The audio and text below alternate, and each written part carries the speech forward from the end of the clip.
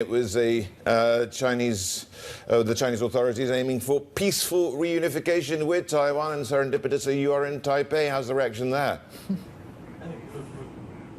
Absolutely, yes. Well, in some ways, this sort of quote-unquote peaceful reunification language is very much status quo for Beijing, reiterating once again that it's seeking sort of political sovereign control over Taiwan, but not through sort of aggressive military measures. So not entirely surprising, but of course is quite a sharp contrast with some of the very hawkish language we've seen out of the US, particularly with all of these meetings in Congress, where there has been this growing concern that China might take some kind of aggressive military action, particularly around the sort of possible 2027 timeline, which is the deadline that Beijing itself sets to have a fully modern Chinese army.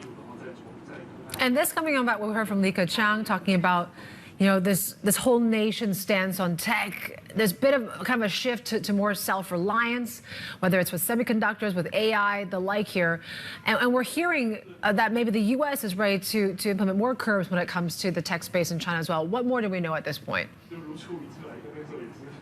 Well, of course, this sort of tech standoff between the US and China has been a central part of these spiraling times. On the Biden front, we don't have a lot of details, but it does look like this sort of policy is going to focus more on these very advanced technologies, so things like code breaking, encryption, anything to do with quantum computing as well. There may be some difficulties there because, of course, some of this tech in China is dual technology. And the other question will be precisely how far DC and precisely how far the Biden administration is willing to go in somewhat politicizing Wall Street, whether this type of move is going to, say, target index funds or more passive funds, which it looks less likely now, or whether they'll start with a more targeted and focused approach, perhaps looking at private equity, say.